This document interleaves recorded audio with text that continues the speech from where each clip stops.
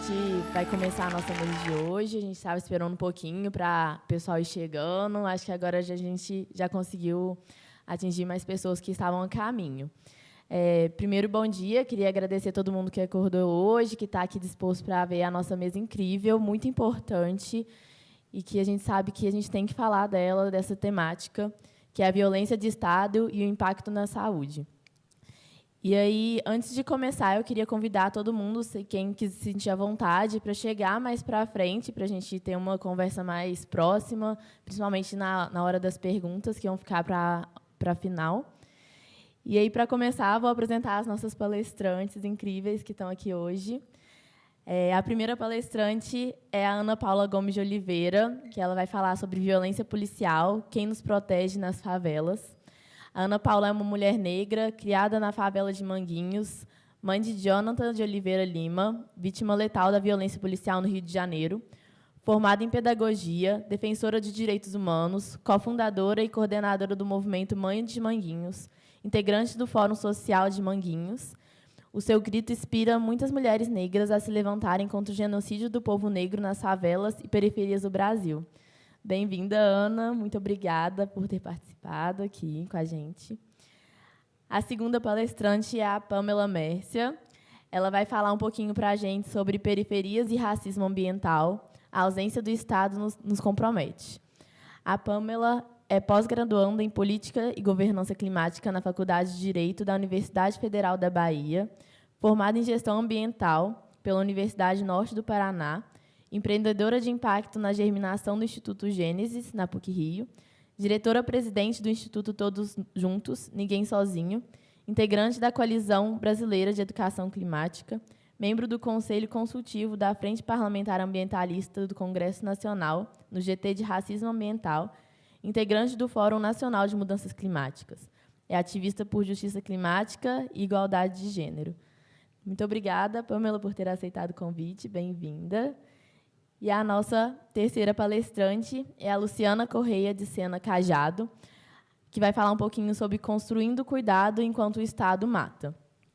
A Luciana é nascida em Santarém, fez graduação na Universidade Federal do Pará, residência em Medicina de Família e Comunidade na Universidade Federal do Vale do São Francisco, Sertão Pernambucano. Tem mestrado em Saúde Pública pela ENSP Fiocruz e, desde 2013, é supervisora acadêmica do programa Mais Médicos para o Brasil. Atualmente está supervisora do Grupo Especial do DC Yanomami e o ECNAM. Desde 2015, trabalha também junto a pessoas em situação de rua e, desde 2023, compõe a equipe de consultório na Rua da Penha, no Rio. É doutoranda em antropologia, com ênfase em antropologia da saúde, do Estado e das instituições, no intuito de ciências sociais na Universidade de Lisboa. Então, como vai funcionar a mesa? Me apresentar, meu nome é Luísa Teixeira, sou residente da UERJ. Eu vou estar fazendo a mediação dessa mesa. A gente vai ter a fala das palestrantes inicialmente e, no momento final, a gente vai abrir para perguntas, comentários e interação de vocês, tá bom? Então, agora eu vou passar a palavra para a Ana Paula, nossa primeira palestrante. Bem-vinda.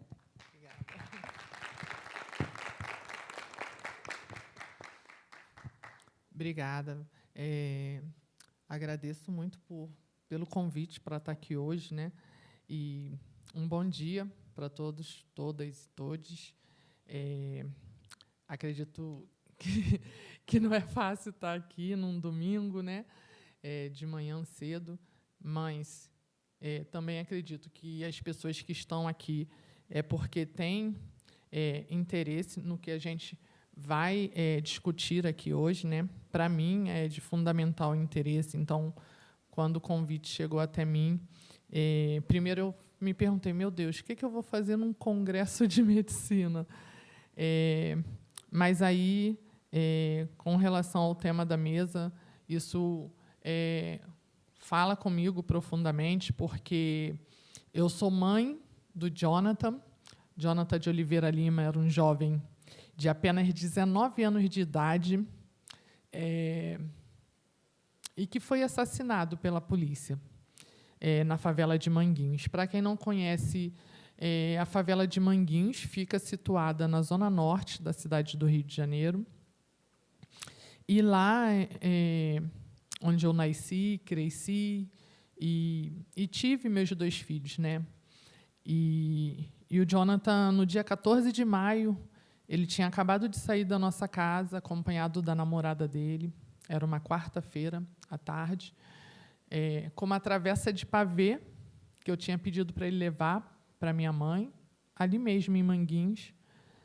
Então, assim, meu filho saiu naquela tarde e ele não retornou para casa, porque ele foi assassinado com um tiro nas costas, disparado por um policial militar, que, na época, era lotado na unidade de polícia pacificadora de Manguinhos. E eu tive que me despedir do meu filho, encontrá-lo pela última vez dentro de um caixão. Ele levou esse tiro nas costas, foi levado para a UPA, né, por moradores, mas ele já chegou lá praticamente sem vida, teve hemorragia interna. E eu, naquele momento, eu custei acreditar que aquilo estava acontecendo. Achei que eu fosse morrer. Ainda hoje, passado 10 anos, eu fico me perguntando como que eu consegui chegar até aqui. E o que tem feito eu conseguir chegar até aqui é ter esses espaços de fala, é poder falar sobre a minha dor, é poder falar sobre essa violência de Estado que nos atinge, é poder estar em coletivo com outras mães, estar junto, ter outras mães segurando minha mão e eu poder segurar delas também. Costumo dizer que isso acaba sendo uma cura mútua, né? Porque só nós entendemos o que é ter um filho arrancado da gente, do nosso convívio, de forma tão brutal, de forma tão inesperada. E aí é por isso que eu estou aqui hoje, né, para falar do quanto que essa violência de Estado, do quanto que a letalidade policial ela tem adoecido, né, ela cumpre esse papel adoecedor de adoecer não só a mãe, né, porque não é só a mãe que perde, mas adoece toda uma família, todo um núcleo familiar, e também os vizinhos, né? Amigos, vizinhos, todas essas pessoas ficam adoecidas. Por isso que eu clamo muito, né, quando falam, tem um psicólogo que pode atender uma mãe lá no centro da cidade. Falo, cara, mas muitas vezes essa mãe não tem nem o dinheiro da passagem para se deslocar, para ir para um outro local para receber esse cuidado. E o fundamental, para mim, é que os profissionais da área da saúde se desloquem para o local onde a violência acontece, porque esse cuidado, esse olhar, ele tem que ser amplo, não é só para a mãe. E os irmãos? Minha filha tinha 9 anos de idade quando o irmão foi assassinado. Até hoje ela faz terapia, sabe? Então, é preciso ter esse olhar, é preciso pensar nesse adoecimento que também é coletivo. E como o tema da mesa é violência de Estado e impacto na saúde, nesses 10 anos de luta, eu vi muitas mães adoecerem pelo fato de não conseguirem falar mesmo. Tem mães que não conseguem vestir a camisa com a foto do filho. Então, isso faz com que elas adoeçam, caiam num estado profundo de depressão e acabam morrendo. Muitas mães. Eu vi muitas mães adoecerem e morrerem ao longo desses 10 anos. E acontece também que, às vezes, há um bloqueio por conta dessas vítimas para chegar até uma unidade de saúde. A gente ouve muitos relatos, através do coletivo Mães de Manguinhos, de mães que não querem ir até a unidade de saúde porque dizem que, já na chegada, na recepção, muitas vezes são maltratadas, não recebem o olhar necessário que precisam naquele momento, já estão totalmente num estado de fragilidade, né? E a gente entende que o sistema de saúde, né, o SUS, o Sistema Único de Saúde, não recebe também a importância por parte dos governantes, né, que deveria receber. Então, a gente vê, no Rio de Janeiro, a maior parte da verba é destinada para a segurança pública. Essa dita segurança pública que retira nossos filhos, que assassina, que encarcera, que desaparece com corpos pretos. E aí, e para a saúde, o que vai? E para a educação e para a cultura? Né? É o mínimo possível, porque não há um interesse em investir onde realmente pode trazer resultados para a sociedade. E aí a gente vê que também não é qualquer corpo que é executado, e não é qualquer mãe que está perdendo seu filho. Quem está sendo executado pelo braço armado do Estado são jovens, crianças, mães, jovens grávidas, como a Kathleen Romeu, que estão sendo assassinados. Essas vítimas, elas têm uma cor. Essas mães que têm perdido seus filhos também têm uma cor. O local onde essa violência, essa letalidade acontece, tem um CEP certo.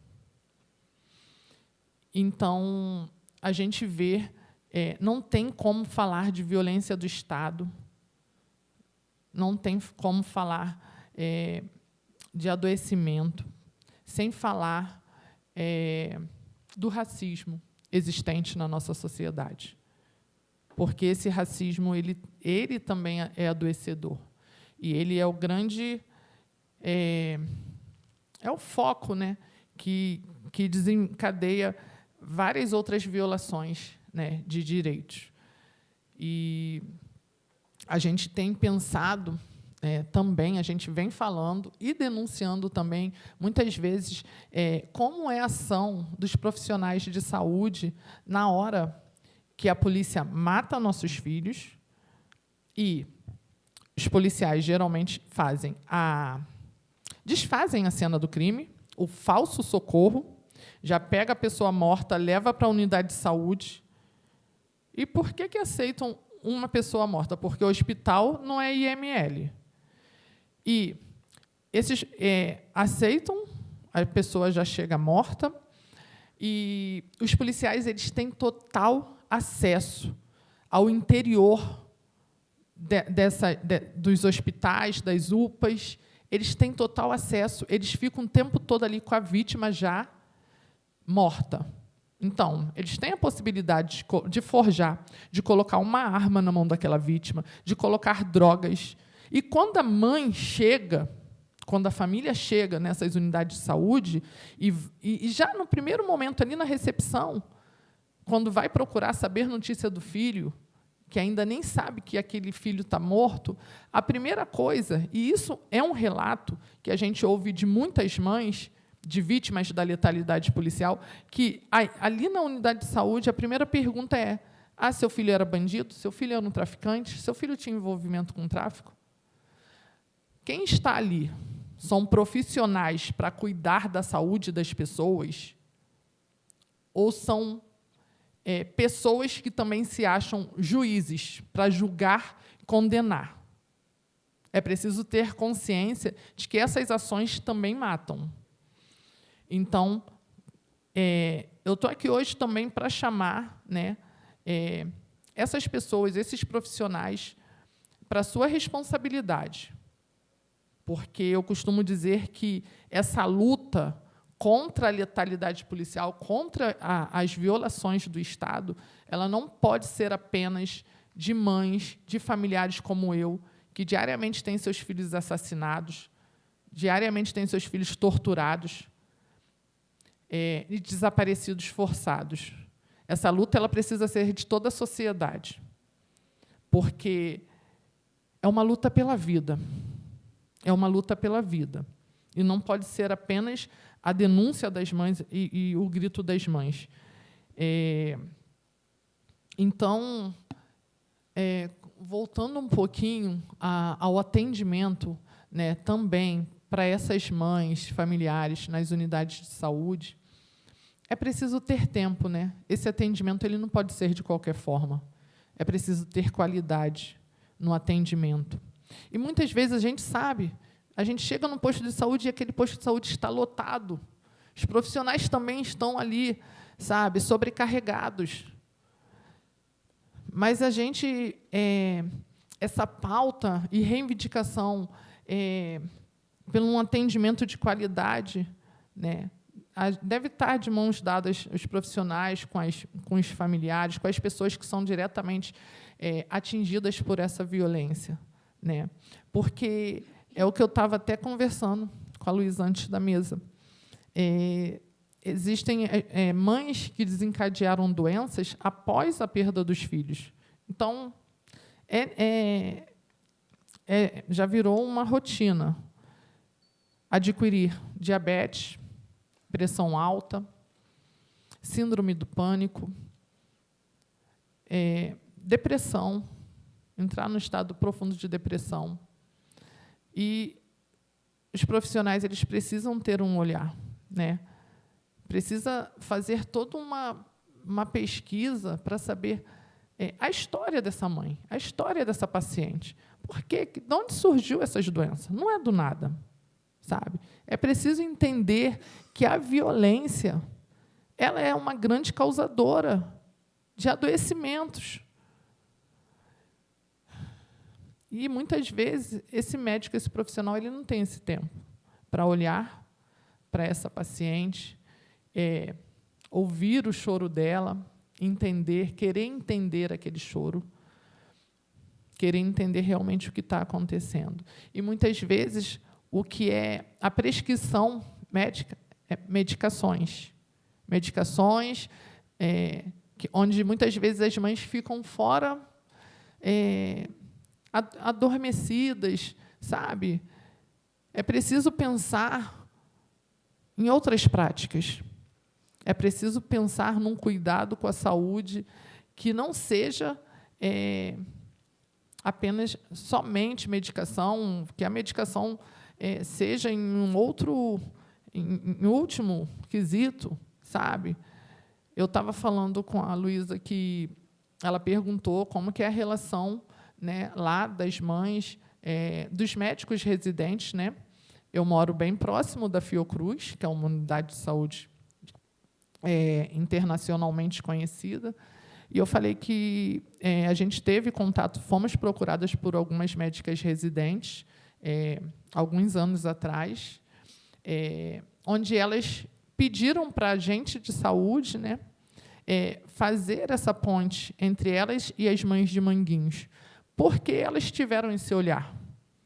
E elas, ao ir na visita domiciliar, conversar com algumas mães, elas tiveram esse tempo e esse cuidado de procurar saber por que aquela pessoa estava com diabetes, com pressão alta, não conseguia dormir.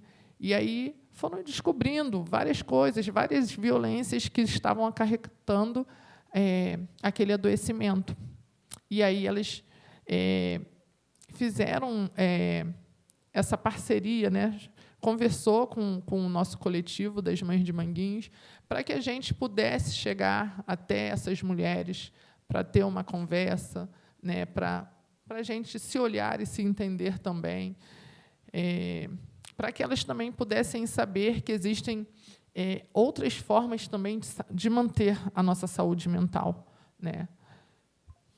Eu encontrei na luta, né, na militância, através da oportunidade mesmo de denunciar as várias violações do Estado. Foi dessa forma que eu consegui encontrar minha saúde mental, foi dessa forma que eu consegui encontrar um meio de conseguir continuar exercendo a minha maternidade para com Jonathan, porque uma das primeiras coisas que a gente que é mãe, quando a gente tem um filho arrancado da gente, é uma preocupação. Como será que o meu filho está agora? Onde será que o meu filho está? Eu só queria saber se meu filho está bem. E cada vez que eu chego nos lugares que eu consigo falar do Jonathan, cada vez que eu falo dele, eu ganho forças. Cada vez que eu falo dele, eu me sinto cuidando dele, sabe? Quando eu posso dizer o que aconteceu com ele e falar da minha luta e de tantas outras mães moradoras de favelas e periferias. E Luísa já sinalizou aqui que já falta pouquinho tempo, mas eu gostaria de compartilhar também com vocês que eu só descobri, eu sou mãe de 2 filhos, Jonathan era meu primogênito. Quando ele foi assassinado, a minha segunda filha, ela tinha 8 anos, ia fazer 9 anos no mês seguinte. E o Jonathan ele foi parto de cesariana, e a Maria Paula, 10 anos depois que eu a tive, foi parto normal. Mas eu fiquei mais de 12 horas em trabalho de parto. Os médicos subiram na minha barriga. Eu tive que fazer muita força. Um medo, sentindo que já tinha passado muito tempo, e eles fazendo várias coisas e ela não saía. Até que, no final, eles falaram, vou precisar dar um corte. E depois eles falaram, a gente vai precisar usar uns instrumentos para ajudar a sua bebê a nascer, que é a fórceps, né? Que eu só fui saber disso anos depois. E só depois do assassinato do meu filho que eu fui saber que eu tinha sofrido violência obstétrica no parto da minha filha. E a violência obstétrica também é o alto índice. As mulheres que sofrem essa violência são mulheres negras, né? E eu só fui saber disso uma vez, numa roda de conversa lá em Manguinhos, com mulheres, e uma mãe relatou isso, e eu fiquei revivendo tudo aquilo. Falei, mas tudo isso que ela está falando aconteceu comigo. E, até então, não sabia que tinha sofrido violência obstétrica, que esse tipo de violência se chamava violência obstétrica. Até então, eu achava que aquilo tudo que eu tinha passado tinha sido uma coisa normal. E é isso, acho que a gente precisa estar juntando os saberes, né? A universidade tem saber, mas as pessoas que estão ali vivendo a realidade também têm muito saber, e a gente precisa construir e juntar esses saberes, já que, se todos nós tivermos um objetivo de mudar, de transformar, esses saberes têm que andar lado a lado. É isso, gente.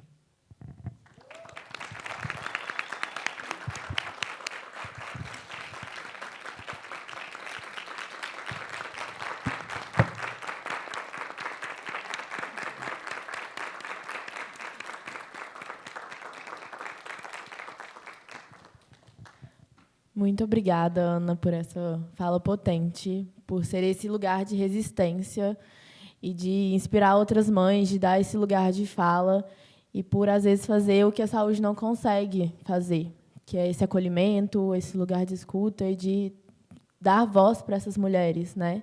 Então, queria te agradecer por isso, por ter trago esse relato muito importante para a gente hoje. E aí a gente vai continuar nas perguntas no final, tá bom? Vou passar agora a fala para a nossa segunda palestrante, que é a Pamela. Vê se está ligada aí. Alô. Beleza. Bom dia a todos, todas e todes. Meu nome é Pamela Mércia, sou daqui de Petrópolis. Minha voz é bem rouca assim mesmo, mas conforme vai passando, vai dando uma esquentada. E eu acho muito interessante o que minha colega traz, e para trazer a perspectiva do que eu vou trazer para vocês, que é do racismo ambiental, e por isso acho importante falar que eu sou daqui de Petrópolis, porque é algo que bate muito forte, falando de uma pessoa que mora em uma cidade que tem um grande histórico de desastres socioambientais e como isso impacta na vida, principalmente da população negra. Mas, para falar um pouquinho, antes de encaixar nisso, eu preciso trazer o porquê que eu começo a falar e trabalhar essa pauta do racismo ambiental aqui em Petrópolis. Em 2020, eu sou da área ambiental, sempre trabalhei com educação ambiental, consultoria, assessoria ambiental. Em 2020, quando a gente teve a paralisação com a pandemia, eu comecei um movimento para poder auxiliar famílias em vulnerabilidade social. Não foi minha intenção, na verdade, estava eu na minha sala, em casa, preocupada também, como eu iria me manter, e trouxeram para mim que 2 famílias estavam já, que era conhecido, né, já não tinha o que comer em casa. E aí eu comecei um movimento no meu Instagram para conseguir arrecadar quilos de alimento para destinar essas 2 famílias. E como eu já tinha passagens, né, pelos órgãos ambientais aqui da cidade, eu consegui uma credibilidade para pedir esses quilos de alimento, porque, como numa pandemia, onde todo mundo já estava parado, vai começar a arrecadar alimentos para destinar para alguém de forma aleatória, né? Ninguém é bonzinho assim. E aí, com muito custo, consegui juntar esses alimentos e levei para essas 2 famílias. E eu levei, mais ou menos, devia ser umas 2 da tarde, era na parte da tarde, e, à noite, em casa, o meu celular começou a chegar diversas mensagens de outras famílias me pedindo auxílio, mandando a foto dos seus armários e contando suas histórias, pedindo para que também ajudasse, né? Naquele momento, onde eu nem sabia como eu ainda ia me ajudar, eu comecei a falar para essas famílias, né, para essas pessoas que me procuraram, que eu iria ajudar. Pedia para elas ficarem calmas que eu iria ajudar. E aí eu fui para o meu Instagram, movimentei amigos, movimentei minha família e comecei uma ação chamada Todos Juntos, Ninguém Sozinho, para que a gente pudesse ajudar famílias que começaram a me procurar. E por que eu estou falando isso? Porque é aí que começa tudo. Por quê? Quem eram essas famílias que me procuravam? Eram mulheres, e maioria mulheres negras. E aí, numa pandemia, quando a gente começa, né, isso em todo momento de calamidade, né? Quando a gente tem uma calamidade, e aí tem a pandemia, tem as chuvas, né, quando acontece um desastre socioambiental, a gente tem aquele momento de comoção fervorosa.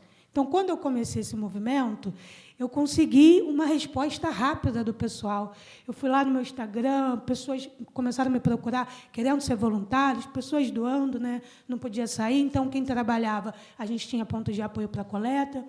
Então, foi aquela coisa. Então, consegui ajudar quem estava procurando. Só que, conforme a gente ia conseguindo ajudar, mais famílias apareciam. E as mesmas que precisavam ainda precisavam. E isso foi começando a ficar apertado, né? Porque a comoção das pessoas foi diminuindo. E a gente começou a se envolver com as famílias, tinham casos, histórias muito pesados. E torno a voltar aqui. Maioria, famílias geridas por mulheres negras, né? Então, mulheres... Então, a gente tem aqui gênero e raça. E classe social, porque em vulnerabilidade social são pessoas pobres. E aí eu comecei, né, a gente já tinha um movimento de ação, passou para projeto, a gente já tinha uma projeção aqui na cidade, projeto Todos Juntos, Ninguém Sozinho. Falei, precisamos tentar, de alguma forma, fazer com que essas famílias não precisem da gente. Eu, particularmente, alô, profissionais da saúde, eu já estava surtando. E aí eu comecei, a gente começou a fazer um movimento para que já estava começando a ter um alívio, né? Foi 2020 nessa intensidade de doações de alimento. Entrou 2021, a gente já tinha uma projeção, vamos confeccionar currículos, vamos auxiliar para o cadastro emergencial, porque aí vai ter renda. E a gente foi nessa. Aí a gente foi conseguindo espaços, fazendo movimentos, fizemos campanhas de combate à pobreza menstrual, começamos a trazer isso, né, mostrar, né, algo que sempre foi existente, mas cavucar, não só ser um movimento, uma organização que estava auxiliando essas famílias, mas mostrar que é existente, que estava acontecendo isso. Que é isso que a gente vê muitos movimentos e naturaliza a extrema pobreza. E a gente estava lá, mostrando que a extrema pobreza existe nessa cidade denominada Cidade Imperial, né? E aí, isso entrando já em 2021, a gente começou a se organizar para que a gente tivesse CNPJ, porque a gente precisava de conseguir recursos para efetivar os nossos trabalhos. E aí a gente já tinha pensado em projetos, como ser mais efetivo dentro das comunidades e tudo mais.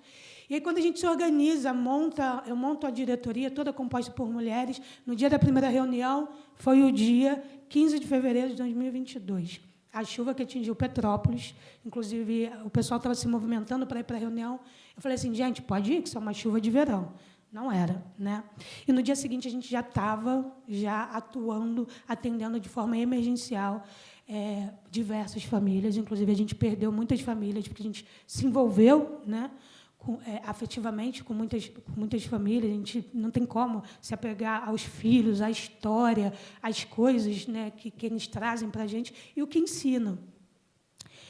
E aí a gente começou a fazer esse movimento, atender de forma emergencial, conseguimos colocar já 50 voluntários de cara, a gente montou uma base, metade ia nos pontos de apoio, ver o que precisava, metade ficava lá no QG para organizar as doações, outros iam para a rua para a gente não congestionar o trânsito, né, não sair, chegar num ponto e levar algo que não precisava. Porque era assim, nas chuvas, quando a gente estava nesse momento de atender todo mundo das chuvas, era o momento da gente chegar em um ponto de apoio, a gente virar as costas, o ponto de apoio já estava cheio de doação. Então, a gente se organizou para que a gente, em vez de atrapalhar, a gente conseguisse ajudar minimamente, né, e não congestionar o trânsito. E onde eu chego aí? Como que eu chego no racismo ambiental? Eu, ali, dentro daquele movimento, onde eu era a pessoa que estava organizando a equipe, tendo que falar com um monte de mídia do Brasil e tudo quanto é lugar, tendo que segurar minhas emoções, volto aqui a trazer de novo saúde mental, o pessoal da saúde mental, segurar minhas emoções, porque tinha famílias que a gente perdeu e eu estava extremamente apegado, porque esse movimento todo começou a partir do momento que eu me identifico com aquelas famílias, por ser filha de uma mulher negra, de mãe de 8 filhos, e que sempre teve dificuldade, e eu entender que eu precisava fazer algo, né? Então, teve muitas famílias que eu me apeguei, que eu tinha uma identificação, que também morreram nas chuvas. E eu não tinha tempo de sentir nada, porque a gente tinha que agir. Toda hora via um e pedia um comando. Então, eu tive que ficar como um robô ali para organizar. E aí eu comecei a pensar que o número de famílias que a gente já tinha dificuldade para atender iria triplicar, não duplicar, triplicar. Por quê? O comércio foi atingido, então a gente vê aí, ia ter uma queda de empregos, né, pessoas que já trabalhavam. O comércio foi atingido, a gente tinha muitos bairros cujo qual mais de 1.000 pessoas perderam suas casas ou tiveram suas casas interditadas. Isso estou falando da primeira chuva.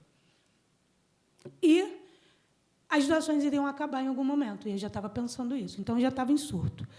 E aí, quando a gente entrou no ritmo de conseguir ajudar e tudo mais, deu aquele alívio, chuva do dia 20 de março de 2022. Mais uma chuva forte, teve números menores de mortes, mas, pessoalmente, atinge a casa da minha mãe perde a casa, minha avó perde a casa, minha irmã lá do bairro perde a casa também.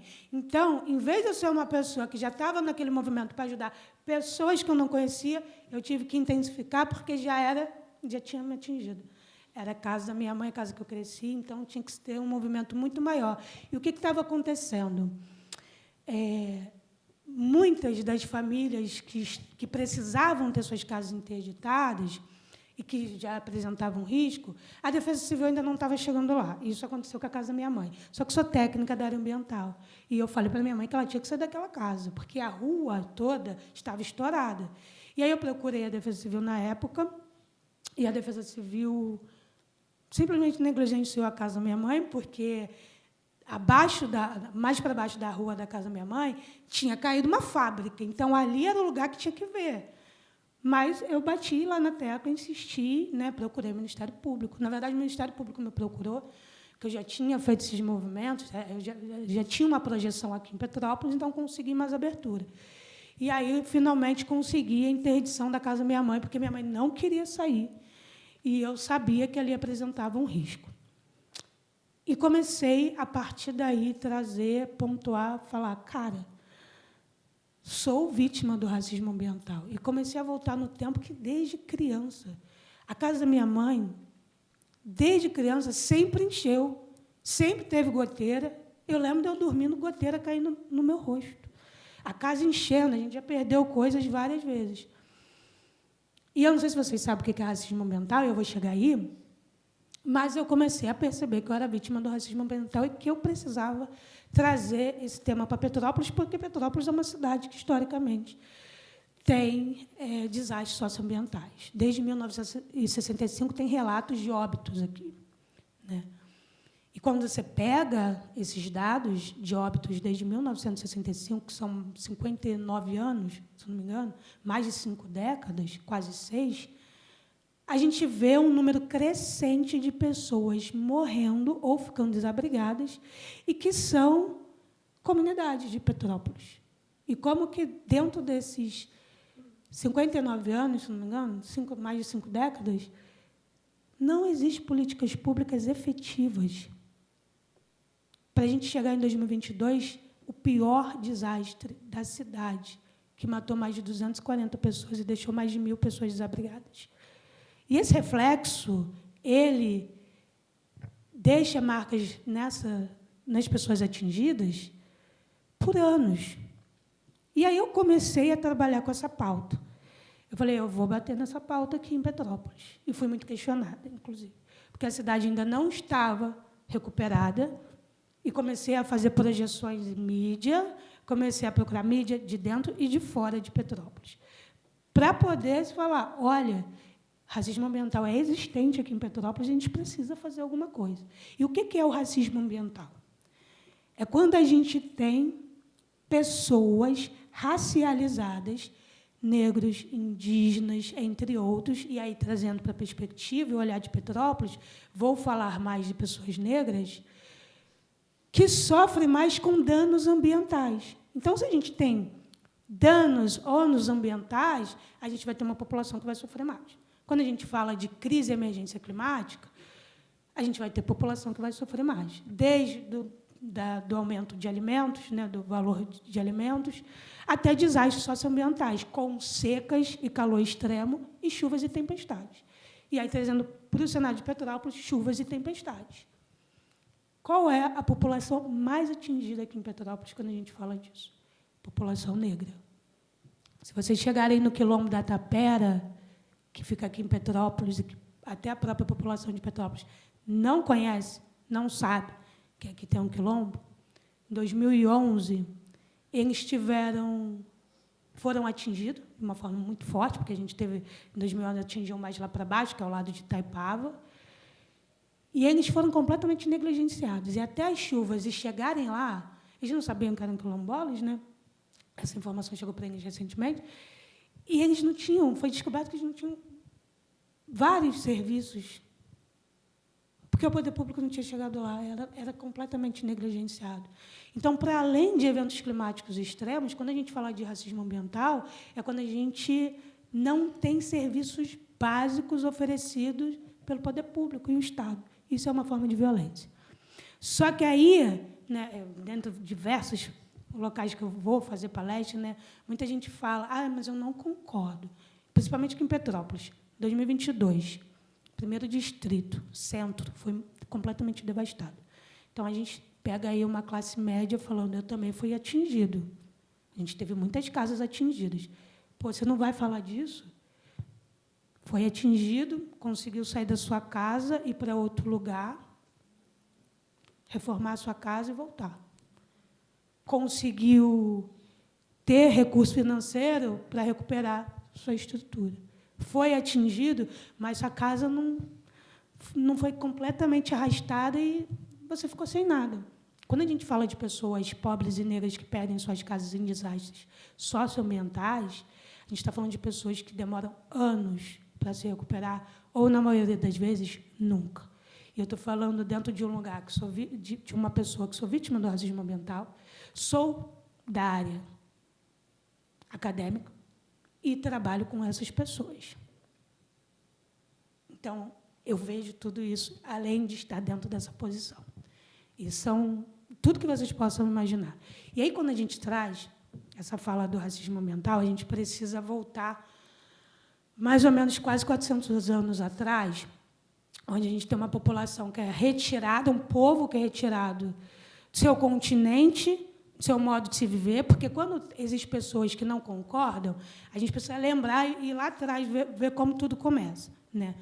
Tivemos pessoas que foram retiradas da sua cultura, do seu lar, do seu modo de vida, arrastadas, né, atravessando o continente em navios com condições desumanas, sendo colocadas em um outro território, e essas pessoas não foram tiradas de qualquer lugar. Existem lugares específicos do continente africano que trouxeram pessoas que iam saber lidar com o clima do Brasil, né? E que foram trazidas para cá para ser explorado sua mão de obra, seus corpos e seus saberes. E ninguém fala sobre isso. Seus saberes, agricultura, medicina, conhecimento, e que foi trazida para cá, obrigada a trabalhar da pior forma possível, tendo seus corpos violados de todas as formas possíveis, e que, quando, né, esse sistema opressor da colonização se vê obrigado a libertar esses corpos, que são jogados à margem, sem nenhum tipo de reparação, sem nenhum tipo de assistência, eles são obrigados a ocupar territórios que sobra, que são topos de morro, que são locais que não deveriam ser construídos, mas é onde a gente consegue, e começa o processo de favelização, e onde qual eles não podem nem descer dos morros, porque, se eles descerem do morro, eles não podem, eles não têm emprego, porque é incentivado com que outros imigrantes venham e passem a receber salário, e essa população negra não tem emprego, e, se eles descerem e estiverem parados, eles são presos. A gente já vê aí uma formação de estado de violência desde sempre, né? E aí eles não podem trabalhar, mas também não podem ficar parados. Eles são obrigados a encontrar meios de sobrevivência, né? E aí a gente vê aí a formação de construções que não deveriam, porque, vou trazer agora para a perspectiva de Petrópolis. Aqui em Petrópolis existia uma lei que os libertos não poderiam ter propriedade dentro até 8 quilômetros da Vila Imperial. E Vila Imperial é aqui, né? Está pegando aqui, Palácio de Cristal, Catedral. E quando você vê aonde esses locais onde poderia se comprar terrenos, são hoje os locais de risco. São hoje os locais onde a maioria das pessoas morrem, com relatos de óbitos desde 1965, claro que muito atrás, porque Dom Pedro já trazia relatos de enchente. Petrópolis já é uma cidade com a sua geologia que vai ser mais suscetível a deslizamentos, e aí a gente empurra essas pessoas para esses locais. E aí eu fui obrigada a estar em diversos locais sentando, muitos técnicos, de tudo que vocês imaginarem, muito inteligentes, né, tirados para isso, onde diziam que, para resolver o problema, era só tirar essas pessoas desses locais, como se fossem meros objetos. E aí começa mais ainda a minha militância, porque, dentro daquelas reuniões que eu participava, a única jovem negra, inclusive, representando a sociedade civil, por ser pessoa que sou vítima, trabalhei com elas e ter conhecimento na área técnica. Muito, né, ficava na minha, porque a gente tinha lá pessoas de tudo quanto é lugar falando de tudo. Mas falando, se referindo de pessoas negras como meros objetos, que era só retirar aquelas pessoas daquele lugar, esquecendo, negligenciando e apagando suas culturas, história, seus modos de vida, como se fossem meros objetos. E aí eu volto aqui para vocês. Quando a gente fala de racismo ambiental, pessoas que são atingidas pelo ônus ou algum dano ambiental, seja ele por desastres ou não, a gente está falando sobre o meio, o modo de existência dessa população. Hoje é tema, né, do meu TCC, que é para poder mostrar como políticas públicas, como a ausência de políticas públicas em comunidades mais atingidas por desastres socioambientais afeta, né, colabora com a extrema pobreza. Por quê? Se a gente está falando de pessoas que perdem o emprego em desastres socioambientais, se a gente está falando de pessoas que se afastam, acabam tendo que morar em locais mais afastados, porque tiveram suas casas perdidas. Muitas vezes, escolas viram ponto de apoio, e aí esses espaços que eram para servir como espaços de educação viram pontos de apoio, já afeta a educação daquela população. Como que a gente vai ter pessoas ocupando cargos de poder para representar a gente? Quando a gente fala que o Estado é violento, mata todo dia a população negra, é porque cada vez mais a gente tem pessoas, é cada vez mais difícil, hoje a gente ainda tem mais, pessoas que nos representem, que assinem o papel, que tenham o poder. Só que existe um sistema que faz com que seja cada vez mais difícil. E o racismo ambiental está atrelado a isso. Porque se a gente pega uma população vou pegar a população de Petrópolis sempre, que foi atingida pela chuva, teve seu psicológico completamente afetado, essa pessoa, e eu estou falando de famílias que a gente se envolve, vai ser muito mais suscetível a vícios.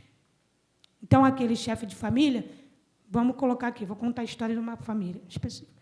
A gente tem lá um pai, uma mãe e seus 4 filhos que perderam seus familiares e também filhos. Mudam para um lugar completamente isolado, porque é onde o aluguel consegue pagar, porque o aluguel super aumentou aqui em Petrópolis, e é onde vai ter espaços. Essa família teve sua vida completamente mudada. O companheiro passa a ser violento, porque se entregou ao vício, por conta de uma dor, de tudo que passou. Aquela mãe passa a sofrer violência doméstica e estupro, porque esse cara é violento, e aí a família começa a ficar numerosa, e a galera pergunta, pô, mas quer ter filho? Pô, mas ela foi estuprada várias vezes. Porque se ela perguntar para o marido, se ela falar que quer colocar preservativo, ele vai perguntar por que ela está falando isso. E aquele cara que foi atingido pela tragédia também, que ficou violento, que está lá dentro do vício, ele traz isso para a família, as crianças passam a ver a mãe apanhando sempre, a escola das crianças é ponto de apoio, e muitas vezes faz com que essas crianças desistam de continuar estudando. Então, se a gente estiver falando de Enem, como Rui Barbosa é uma escola de ensino médio, virou ponto de apoio, quem está na escola particular já está anos-luz. Galera aqui do ensino médio, Enem, esquece. Como que a gente vai ter pessoas que possam representar a gente? É muito difícil. Isso tudo está atrelado ao racismo ambiental, que começou lá com os colonizadores ocupando espaço, território, meio ambiente. E aí eu já vou encerrar, né? Porque senão aqui eu vou falar a vida inteira.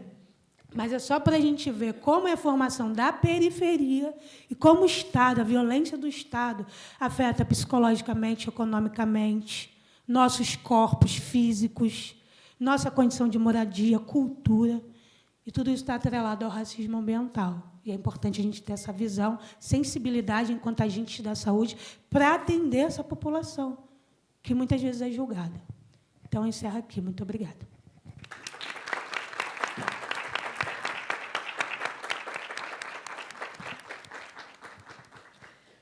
Pamela, eu queria te agradecer por essa fala, foi muito importante. Quando a gente estava construindo o congresso, a gente comentou, né, que a gente não poderia fazer um congresso em Petrópolis sem falar de crise ambiental, sem falar de racismo ambiental. Então, que bom que você trouxe essa perspectiva aqui para a gente.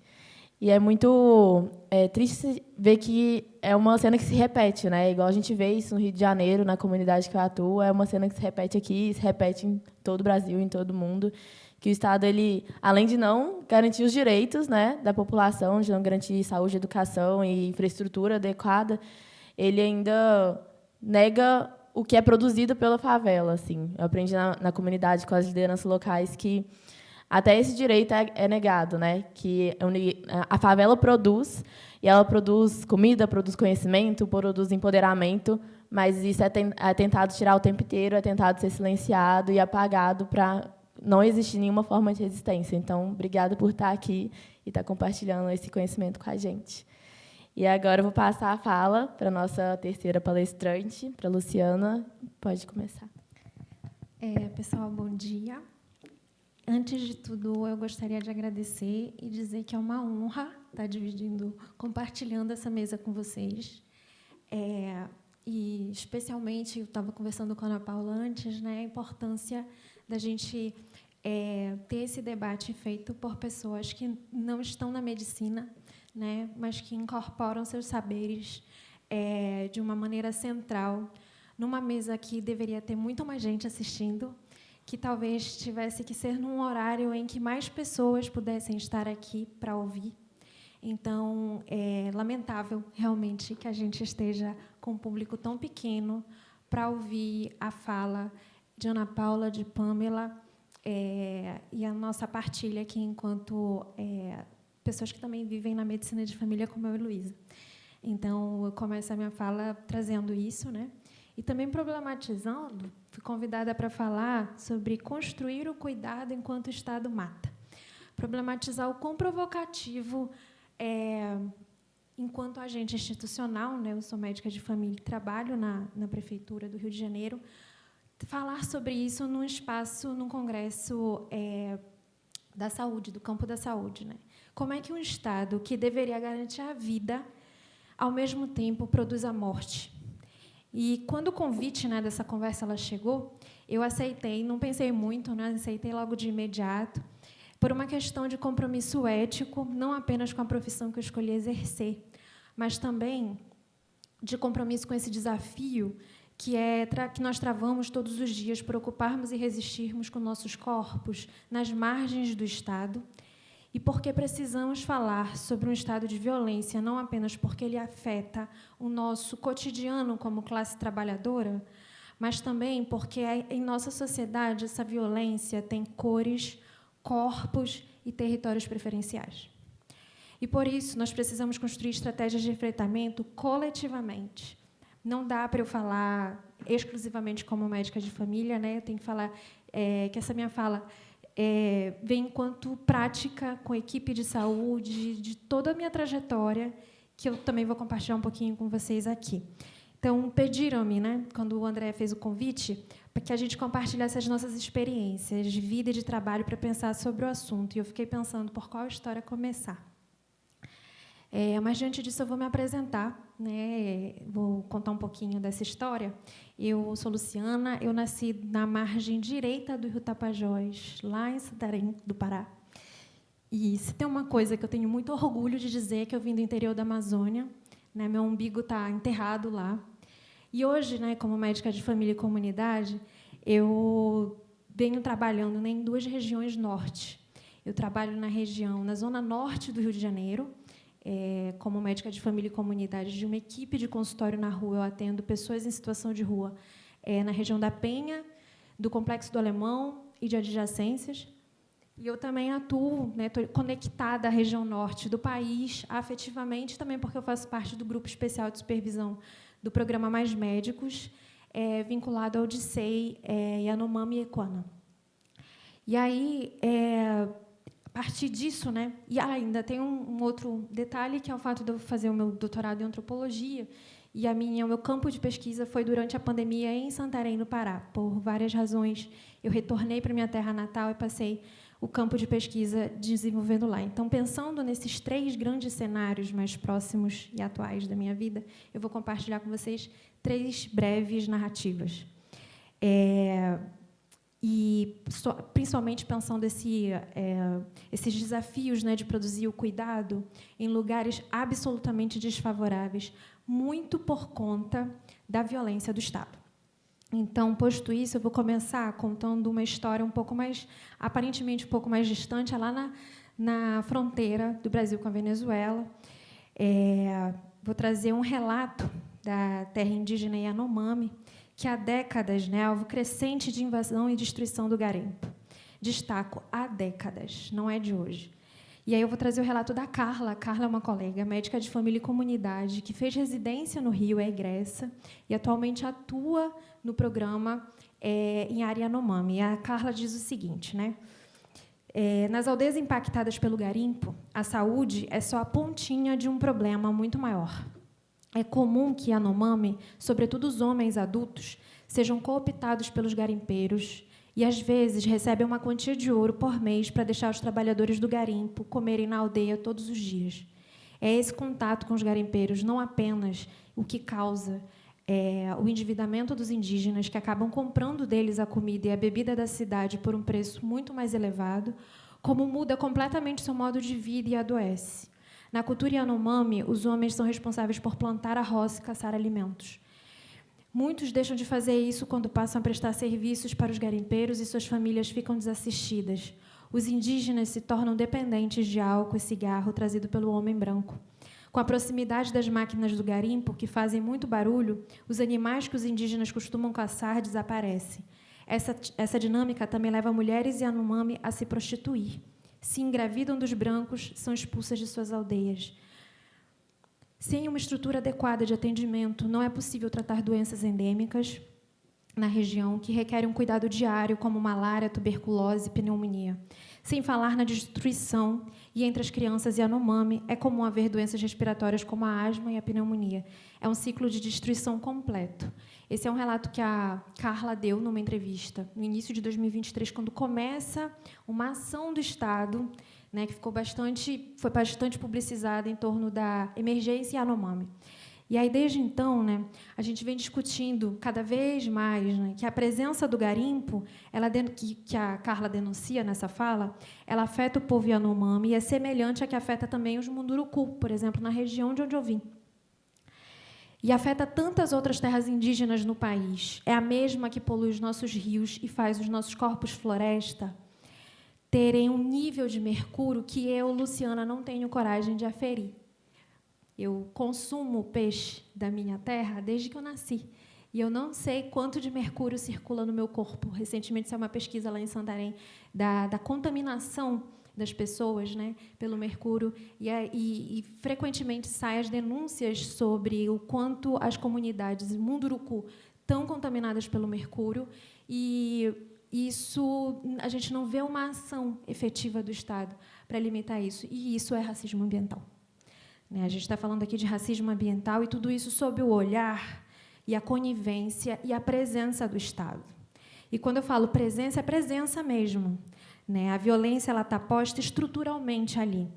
Viena Dais e Débora Paul são duas antropólogas que discutem essa presença do Estado na margem. Né? E elas dizem que as margens, né, as periferias, não se tratam de espaços onde não tem entrado o Estado. Mas, ao contrário, esses espaços eles devem ser vistos como lugares em que o Estado está, de algum modo, presente e é continuamente formado pelo seu próprio cotidiano.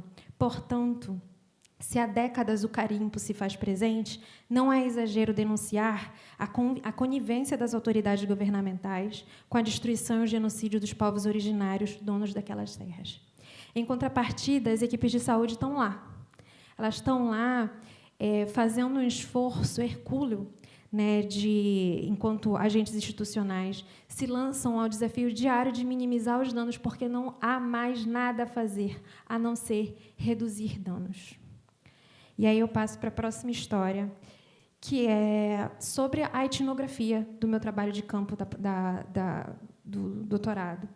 Que durante 2 anos, né, eu fiquei acompanhando o que acontecia em relação à rede de atenção à saúde voltada para as pessoas em situação de rua nessa região da Amazônia. Então, não foi era incontornável ter que passar pela discussão também do quanto os nossos corpos sofriam diante daquela situação que foi a pandemia, sobretudo nessa região.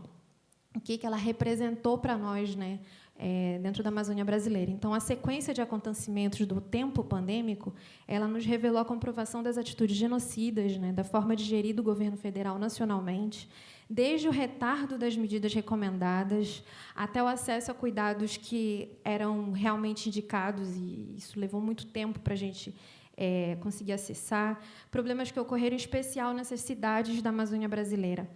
E aí, o que se deu nessas margens, né? Aquelas 2 antropólogas, elas também falam do quanto é representativo da margem ser um lugar da experiência, do que acontece nas margens é possível de se reproduzir, ou seja, do que acontece nas periferias, a gente testa para ver se pode se reproduzir em outros cenários a nível nacional. Então, nesse contexto, a gente teve as cidades da Amazônia brasileira servindo, sim, de laboratórios, de cidades-laboratórios, em que a gente teve a experiência também de viver a morte em massa, assim, e ser noticiado por alguns meses, breves meses, né, em que a coisa ganhava realmente os holofotes, mas a gente sofreu por muito mais tempo. Chega um momento em que as coisas já não são mais ditas, né?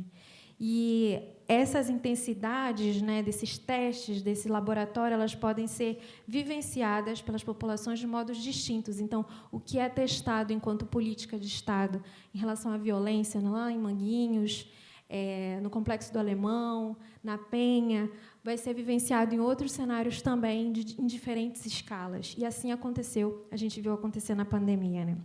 Então, para efeitos do que poderia ser aplicável no restante do país, ao longo da pandemia da Covid-19, as cidades da Amazônia brasileira serviram, né, como margens de laboratórios. E aí, uma das cidades que mais chamou a atenção, todo mundo lembra, era Manaus, né? E, devido à gestão da pandemia, do quanto isso resultou no aumento de mortes, isso ganhou esses holofotes. Mas, posteriormente, a sequência de decisões e eventos foi associado aos planos experimentais, de fato, quando isso ganhou denúncia.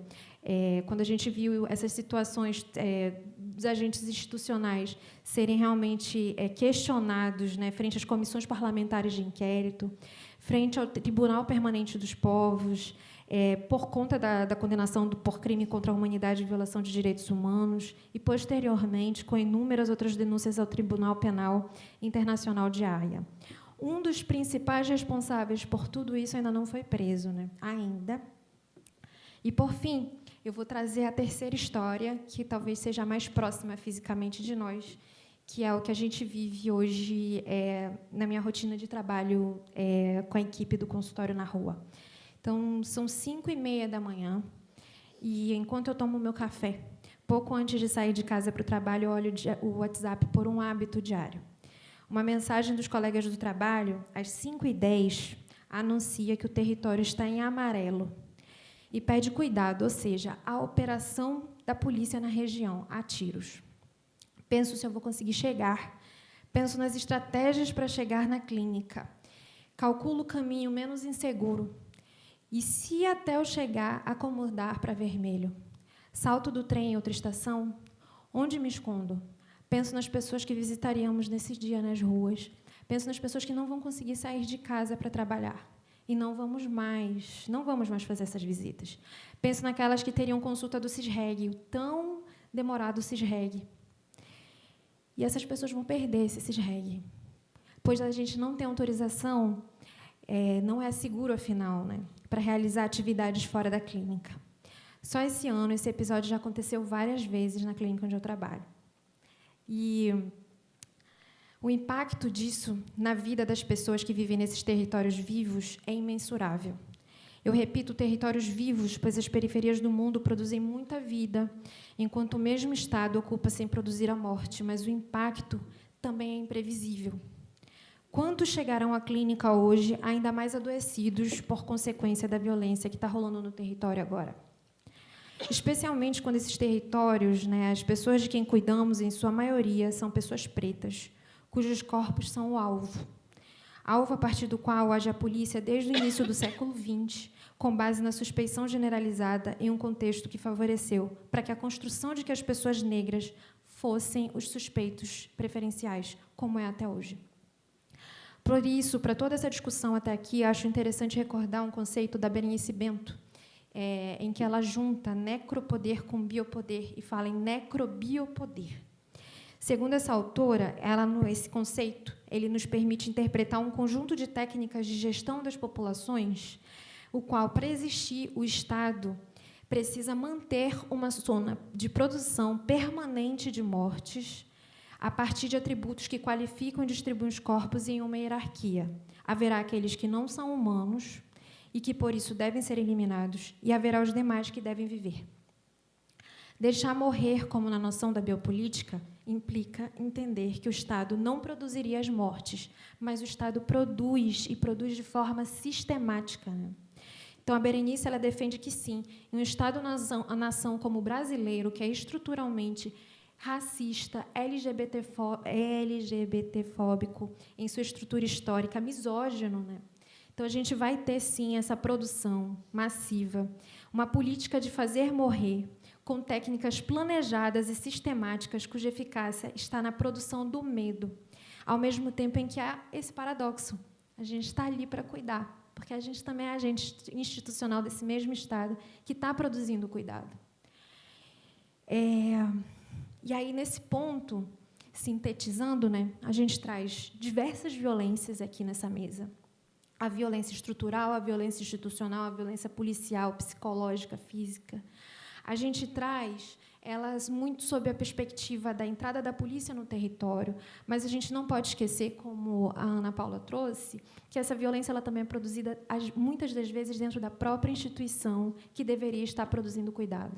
Então, a gente vê agentes institucionais reproduzindo práticas manicomiais, reproduzindo e pautando práticas manicomiais. A gente vê profissionais, agentes institucionais reproduzindo, fechando as portas, fechando o acesso.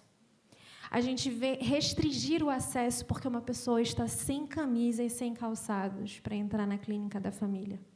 E a gente precisar desenrolar uma camisa para aquela pessoa em situação de rua conseguir entrar. Ou, então, bancar que vai entrar, sim, sem camisa. Porque é um direito dela acessar, com camisa ou sem camisa. A gente vê agentes institucionais do cuidado e da assistência social utilizando rótulos como categorias de acusação, muitas vezes rótulos que são ligados à patologização, à construção de estigmas, de transtornos mentais, de uso de substâncias que fecham as portas, ou relacionadas à própria violência, né, como a Ana Paula trouxe, e que são formas desse mesmo Estado dizer: aqui não é o seu lugar, né? Aqui só é o lugar para quem tem casa, de fato. Né? Como a gente vê as bolsinhas do Congresso, ontem a gente estava discutindo na roda sobre cuidado das pessoas em situação de rua. Se vocês pararem para olhar para as bolsas de vocês, vai estar escrito que a gente cuida das pessoas que têm casa. Mas o que é a casa? Será que a moradia não convencional é vista como casa? Será que esse eu cuido das pessoas que têm casa, enquanto agente institucional, não está selecionando um público específico que vai ser atendido? Né? Então, são coisas que são para a gente refletir a partir das nossas ações. Né? E aí, fechando já a minha fala, o evento da Covid-19, como eu narrei, a história das resistências dos corpos racializados, especialmente em territórios indígenas, que foi a experiência também que eu trago aqui para compartilhar. E, por fim, a experiência de cuidar de quem vive na margem da margem, que é a rua, na periferia, né, numa cidade global, mas que vivem na rua, na periferia. Elas são todas elas formas de pessoas e territórios às margens responderem ao mesmo Estado que cuida e mata todo dia, o que bem sintetizou a Conceição Evaristo. Né? Eles combinam de nos matar, mas nós combinamos de não morrer. E aí eu encerro a minha fala. Obrigada.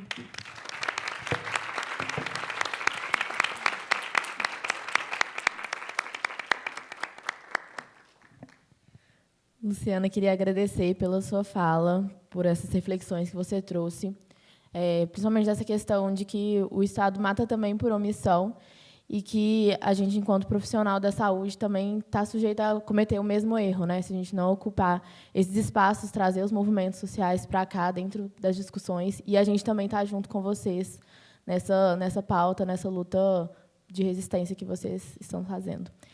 E agora, para finalizar, a gente vai ter os últimos 15 a 20 minutinhos no máximo para fazer algumas perguntas. E aí eu queria sugerir da gente, como tem pouco tempo, já fazer 3 perguntas ou comentários de uma vez, e aí depois vocês responderem, pode ser? Quem tem perguntas ou comentários para fazer? Você quer o microfone? Ou você quer ver se... Espera aí, vou descer.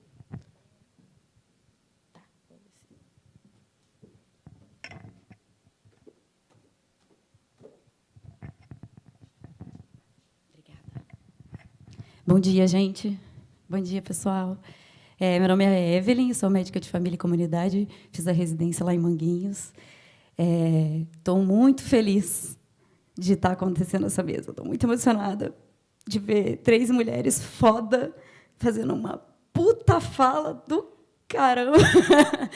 E concordo com a Luciana, queria ter mais uma fala assim, reforçando isso, né, para a organização do congresso, depois fazer a avaliação e a crítica, autocrítica, assim, de como que essa mesa devia estar ontem de tarde, né, com mais gente, escutando essa sabedoria toda. Mas ela está aqui. Ela está aqui, ela não teve no outro congresso e ela está aqui. Então, a gente está contente, porque ela está aqui, essa mesa, com 3 mulheres foda, fazendo uma puta fala. Então, eu queria agradecer muito por vocês terem se disponibilizado para vir compartilhar o conhecimento de vocês com a gente. E dizer assim, que momento histórico que a gente está vivendo aqui. Que momento histórico. A gente está ouvindo os movimentos sociais, a gente está ouvindo as pessoas que mais precisam do nosso cuidado. Né? A gente fala da lei dos cuidados inversos, né? Que a gente acaba atendendo mais as pessoas que menos precisam, e as que mais precisam não conseguem enxergar. Então, que bom que a gente tem vocês hoje falando para a gente escutar, aprender os conhecimentos, né, que foram trazidos. E que honra a gente poder ter vocês aqui. Muito obrigada.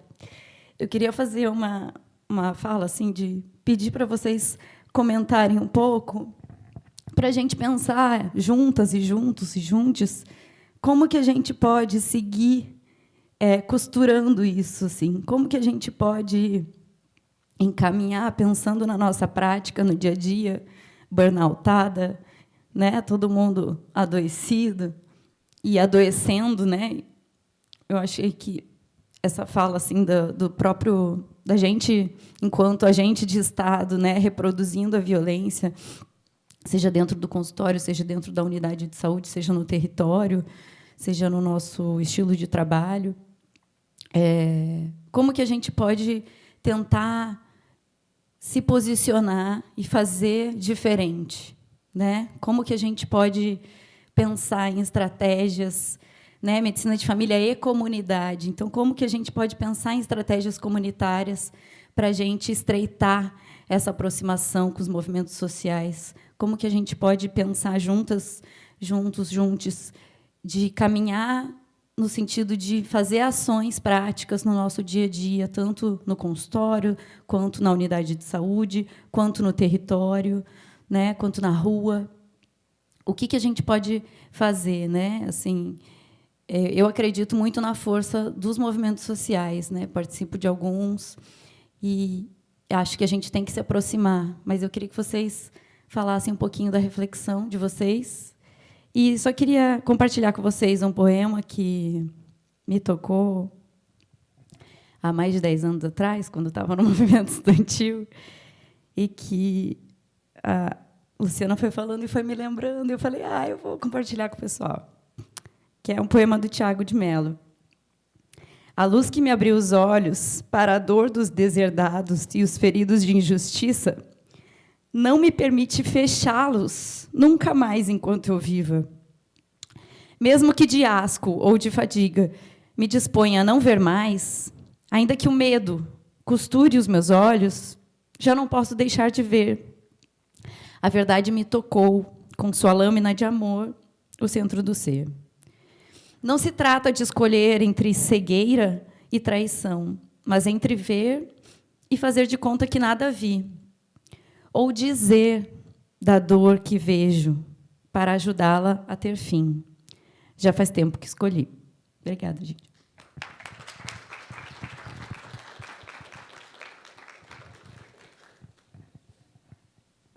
Além dele, tem mais alguém que gostaria de fazer pergunta ou comentário?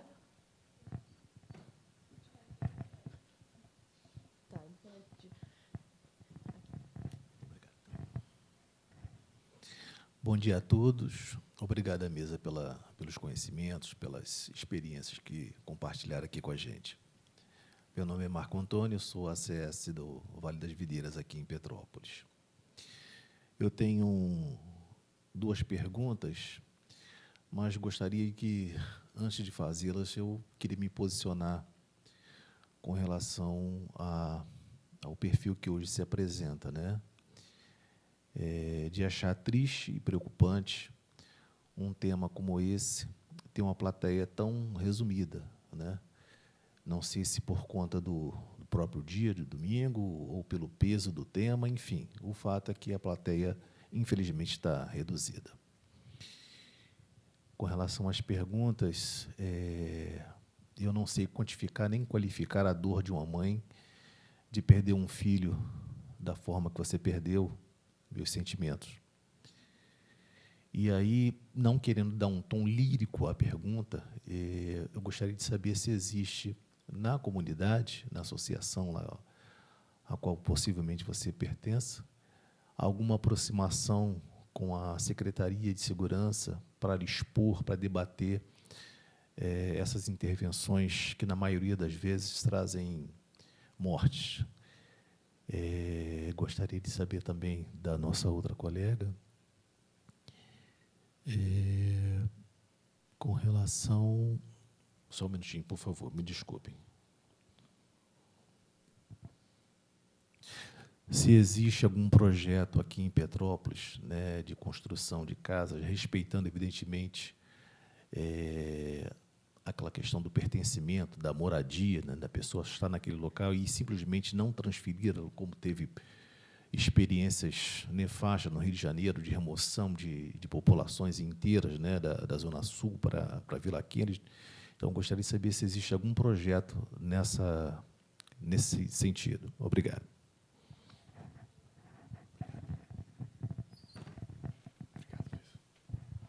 Bom dia. Meu nome é Felipe, eu sou médico de família e comunidade, atuo na comunidade do Salgueiro, na Tijuca.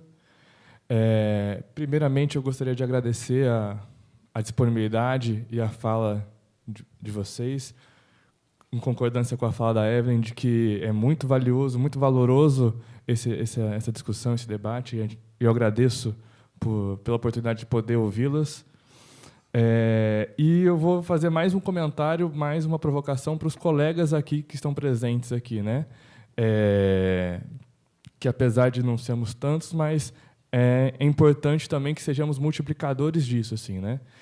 E a gente está discutindo, é importante a gente discutir isso, né, para questionar um pouco da nossa prática e atuação enquanto representantes de um Estado, né, que é violento, mas que, né, oferta cuidado em saúde, que nós tentamos ter uma prática que é de cuidado em saúde, que nós temos que nos atentar para não reproduzir uma prática violenta também, mas ela não é suficiente. Para mudar essa realidade, só a nossa prática não é suficiente. Discutir isso aqui no Congresso é importante, mas também não é suficiente. Então, se a gente está discutindo esse compromisso ético-político, né, com a forma como a sociedade é, e nós nos propomos a mudá-la, a gente precisa ir além da nossa atuação profissional. A gente precisa se envolver. Né? E envolver, como a Evelyn colocou aí, para as ruas, se envolver politicamente, militando. Ou seja, a ANFAC precisa, se ela tem esse entendimento, precisa nos puxar para esses movimentos, precisa nos puxar para a rua, precisa puxar e pautar a política institucional, precisa discutir isso, porque a realidade que se coloca é uma coisa que assusta e que nos causa um sentimento impactante, terrível, mas isso precisa nos mover para a mudança, assim. Então, acho que vai um pouco dialogando com a fala da Evelyn de que como é que a gente se insere nessas lutas, de como é que a gente precisa estar junto. E se a gente está discutindo isso aqui no Congresso é porque eu entendo que a ANFAC, de alguma forma, entende que isso é uma coisa importante. Então, precisamos aprofundar isso para além do Congresso. Precisamos ir para para a luta juntos, né? E aí precisamos puxar os nossos colegas que não estão aqui hoje. E que a gente precisa ir para além da nossa atuação, que é importante, que é cansativa, que é difícil, mas a gente precisa ir além disso também. Ficamos com essa responsabilidade dessa tarefa, não só aqui na discussão, mas para depois, que acho que é importante. Quem que tinha me pedido aqui? Aí vai ser a última, tá, gente? Que a gente está estourando o tempo. Bom dia. Rânia, né? Médica de família também, para variar aqui, né? Na verdade, eu só queria trazer uma questão muito simples que eu fiquei aqui costurando na minha cabeça, né? No primeiro dia, a gente estava aqui nessa sala e discutindo saúde mental do trabalhador e nosso esgotamento, né? E aí me liga muito com uma discussão de ontem também nessa sala sobre financiamento da atenção básica e todo o nosso debate aqui, porque é isso, o macro e o micro está misturado o tempo todo. E aí ontem a gente trazia uma coisa que se relacionava com a mesa da saúde mental, que era a coisa do nosso medida do nosso trabalho e aí a medida do financiamento passar pelo cumprimento de metas estabelecidas de desempenho dentro do gerencialismo, que foi outra conversa também aqui nessa sala. E aí hoje, para mim, me resgata que esse debate aqui tem que estar vinculado com o outro. Por que a gente estava questionando um financiamento por desempenho e a forma gerencialista com que tem se imposto no nosso processo de trabalho? É por isso. É para que a gente não siga nesse próprio processo repetindo as violências que vocês denunciaram aqui hoje. Porque, para mim, foi muito importante, porque ontem me senti assim, falta um quê, para não dizer que a gente está reclamando aqui.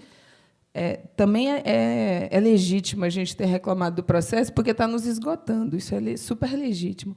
Mas não pode se esgotar aí, né? O motivo, acho que Felipe foi... Desculpa, Felipe, esqueci seu nome no momento. Felipe foi muito cirúrgico agora em dizer isso, né? Assim, precisa ir para além. Então, acho que hoje eu consegui entender o vácuo que faltava ontem, né? A gente não pode reclamar do processo de financiamento, não é só porque...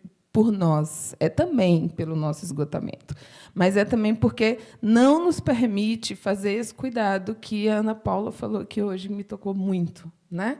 Que é esse olhar para como que o serviço de saúde está fazendo isso, né? Eu concordo com a Evelyn. Essa conversa ela precisa existir porque a gente trabalha com o humano e a gente só deixa de ser o número do gerencialismo lá quando a gente senta e escuta, né? Aí a gente se coloca em outro lugar. Então, acho que isso é por esse motivo também que a gente tem que fazer a disputa que a gente estava fazendo ontem. Não é só pelo nosso não esgotamento, mas é porque é um modelo que vai gerando mais violência no processo de cuidado que foi trazido aqui hoje. Então, assim, precisava muito trazer esse processo. Obrigada.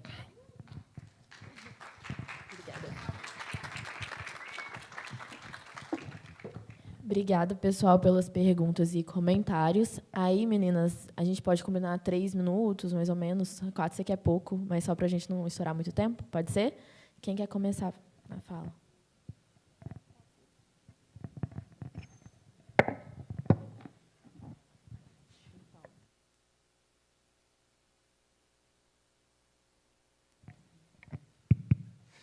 Então, primeiro, agradecer, né, a fala da Evelyn, do Marco Antônio, né, do Felipe, da Rânia, né, se colocaram aqui para a gente. Respondendo assim bem rapidamente, vou falar sobre a pergunta do Marco Antônio, né, se a gente tem um diálogo com a Secretaria de Segurança Pública, né? Sim, movimento não só das Mães de Manguinhos, né, que é um movimento da favela de Manguinhos, mas que atua também em parceria, né, com outras mães de outros territórios, como Complexo do Alemão, Complexo da Maré, Chapadão. Existem vários movimentos de mães, né? E não só a gente atua não só em parceria com os movimentos de mães de vítimas da violência de Estado do Rio de Janeiro, mas também de outros estados do Brasil.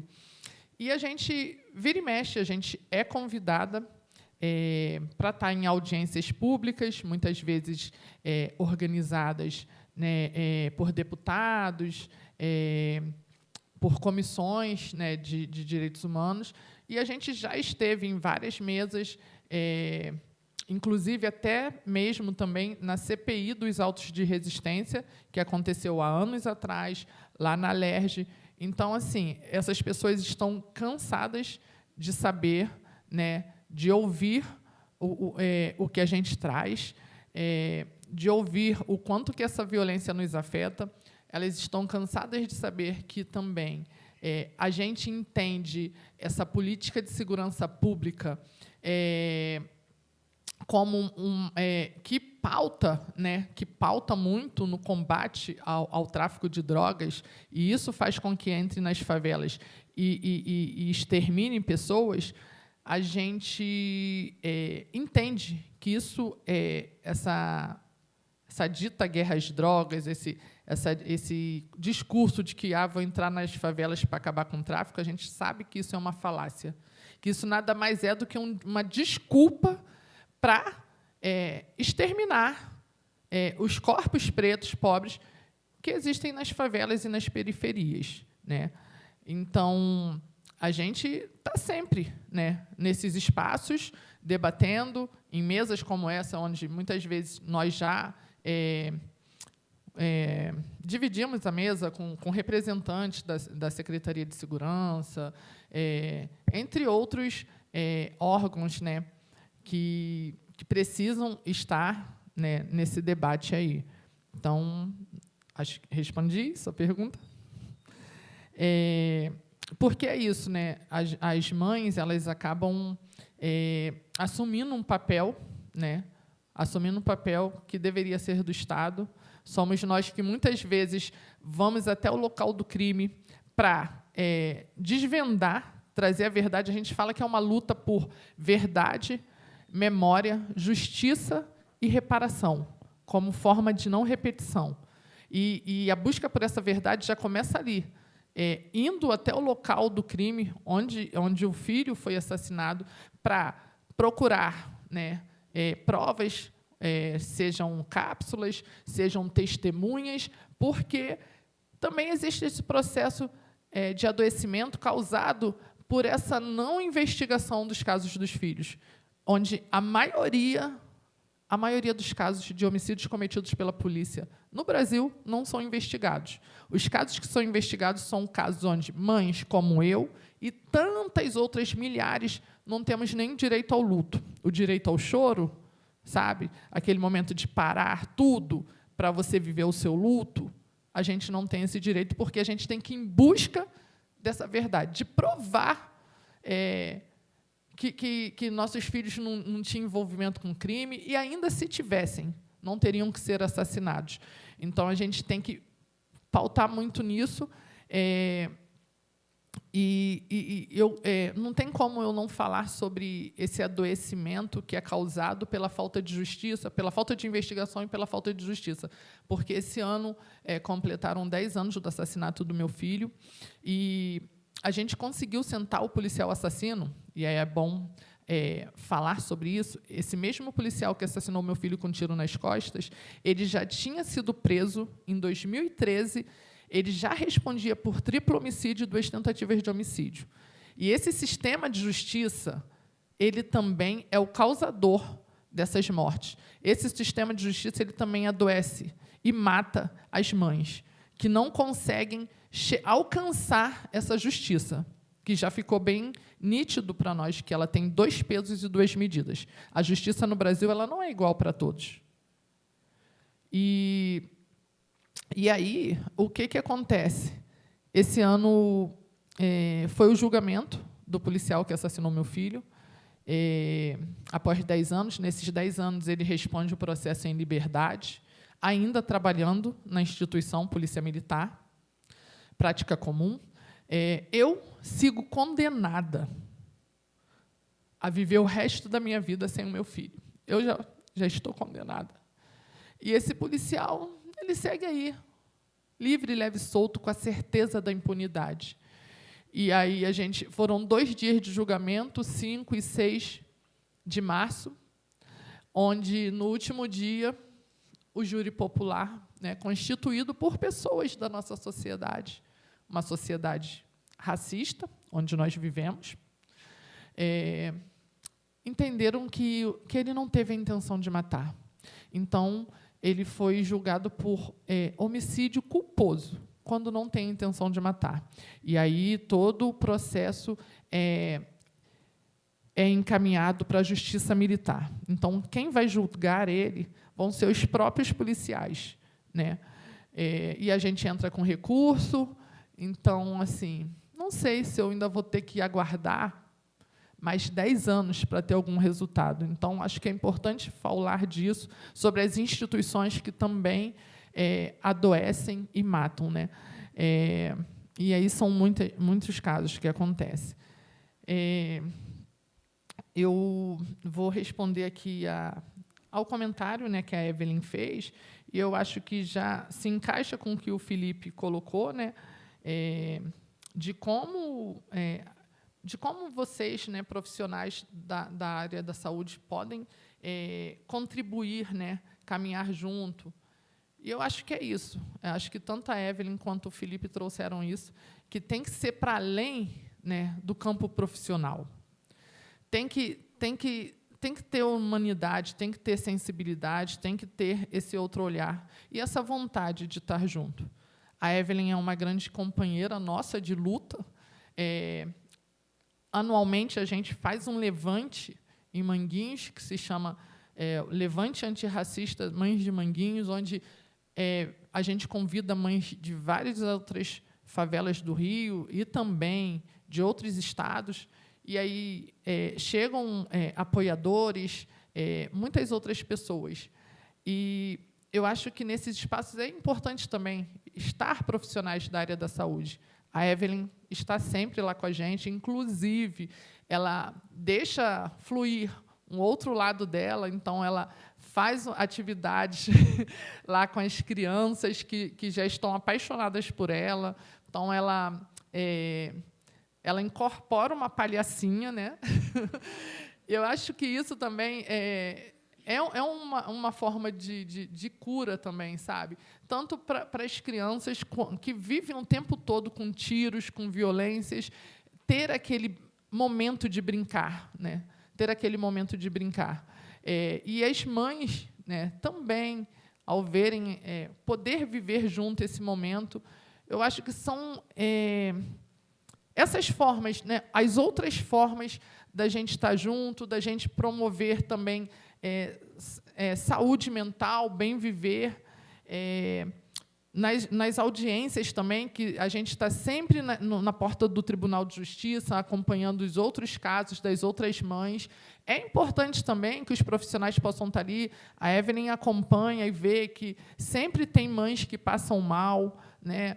Então, eu acho que é isso. Eu acho que a gente vai encontrando formas, né, a partir do nosso querer estar junto, do nosso querer construir junto. A gente vai aprendendo junto os caminhos, e eu acho que é isso, é fundamental. É fundamental. Eu jamais teria conseguido chegar até aqui se não tivesse tido outras mãos que seguraram a minha mão e falaram, vamos juntos, porque muitas vezes é uma desesperança, sabe, achar que nada vai dar em nada, mas é isso, esse sistema quer que a gente pense dessa forma. E tem uma mãe, que é a Débora Silva, que ela é uma das fundadoras do Movimento das Mães de Maio de São Paulo, e ela sempre diz, nós vamos parir um novo Brasil, e é nisso que eu acredito.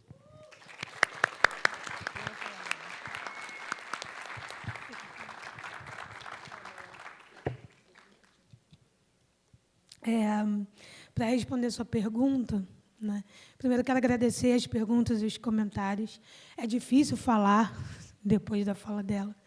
Tem que segurar. Igual eu falo para o pessoal todos juntos. Quando a gente fazia aquele trabalho lá atrás, segura. Nada de chorar. Mas é forte.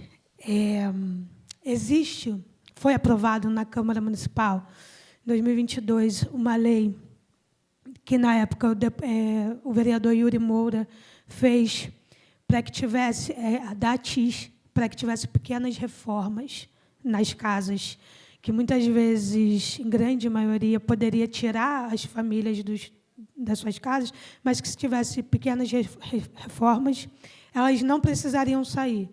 Então, fazer um muro de contenção, arrumar a estrutura, pequenas estruturas da moradia.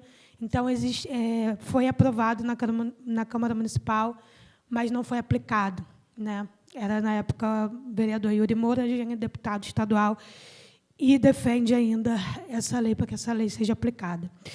E aí, para trazer de forma breve o que você disse, Evelyn, como que pode se fazer para se engajar mais, se envolver mais, né, e trazer uma mudança também de forma pessoal? Primeiramente, letramento. É fundamental que vocês se letrem, porque não adianta só ter o gás para que tenha mudança. É preciso entender a estrutura do Brasil e os privilégios que pessoas brancas têm. Porque são os privilégios que pessoas brancas têm, e entender que isso é estrutural, e não forma pessoal. Porque, quando a gente vai falar isso com uma pessoa branca, a pessoa se dói toda. É estruturante. Então, não adianta só ter aquele gás para mudar, se você não entende. Então, é preciso se letrar, é preciso entender a formação e estrutura dessa sociedade e como forma a desigualdade, e como isso reverbera em vários outros setores dentro da saúde, né, trazendo para a parte da saúde mental, emocional, física, né? E como vai fazer, enquanto vocês, profissionais da saúde, melhorarem o corpo da instituição e no atendimento. Mas é preciso que se letrem. E aí, vou pedir desculpa só para não ser estender tanto, o Instituto TJNS, desde 2023, a gente oferece capacitações. Começamos com capacitação para pessoas atingidas, né, para levar conhecimento, principalmente para quem precisa, porque, se você é atingido, você precisa entender por que você está nessa situação. E aí a gente começou oferecendo o curso de racismo ambiental e crise climática, e que teve um resultado muito bom, atingimos várias lideranças, mudamos a perspectiva do olhar de visão, e principalmente para que a gente consiga evitar a manutenção de políticos partidários, né, que conseguem fazer com que o sistema encaminhe como encaminha, através da dor e de pessoas que não têm esse conhecimento, foi pensado nisso. E que esse ano a gente oferece a formação, né, de forma mais aprofundada sobre esses temas, sobre essa pauta, que é o letramento racial, ambiental e climático. E que, resultado desse curso, foi ser instituído a lei do Dia Municipal de Enfrentamento ao Racismo Ambiental em Petrópolis, que só é a segunda do Brasil. A primeira foi em Belém. Então, a gente tem hoje um resultado muito significativo para o nosso trabalho e para a população de Petrópolis. Mas, sobretudo, a gente forçou o poder público a ver, né, a começar a falar sobre isso. Hoje, Petrópolis fala sobre isso. Quando começou lá atrás, eu batendo nessa tecla, ninguém falava. Agora se fala. Então, é importante com que as pessoas se letrem, porque a gente foi conseguindo uma movimentação para que tenha mais pessoas. Eu costumo dizer o seguinte: pessoas brancas escutam pessoas brancas. Então, o movimento, para a gente ter um resultado, a gente vai ter... Porque existe uma naturalização da dor e da luta da pessoa negra, guerreira, guerreiro. É natural. Então, se naturaliza o nosso esforço, né? Agora, se uma pessoa branca chega para uma outra pessoa branca, porque o sistema é composto por pessoas brancas, e mostra essa revolta, aí a gente já começa a ser ouvido, né? Então, é importante, é isso. Existe, né, esse projeto de lei, que o deputado Yuri aprovou na Câmara, para que tivesse pequenas reformas, mas não foi aplicado. E é importante, para que a gente tenha esse movimento cada vez maior, cada vez mais força, o letramento, né, cada vez mais das pessoas que carregam esse privilégio que a sociedade colocou para vocês. É isso.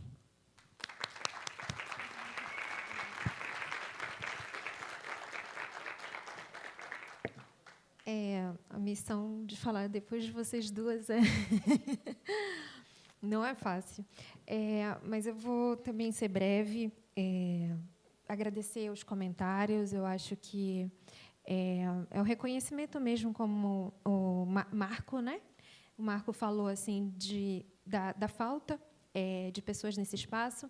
Eu acho que isso também fala muito, né, a ausência, ela fala muito da importância que se tem um debate, né, dentro de um contexto maior, da importância que muitas pessoas, que muitos profissionais, inclusive, dão assim, para determinados debates. Então, acho que isso precisa ser realmente dito, precisa ser reforçado, que as pessoas que não vieram realmente fizeram falta, mas, como a Evelyn disse, o espaço está aqui, e eu acho que isso já é um grande ganho.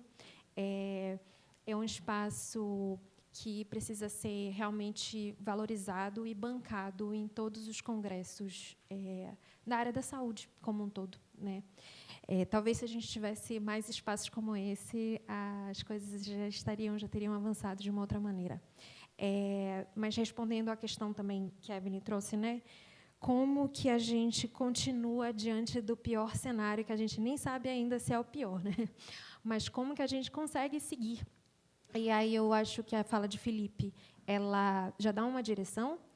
A fala da Ana Paula e da Pamela também dão as direções. Eu acho que, além do letramento racial, existe uma necessidade também de um letramento de classe, as pessoas se entenderem como classe trabalhadora.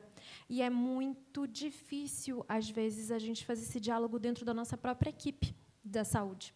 Assim, os próprios colegas não se entenderem nesse lugar, né?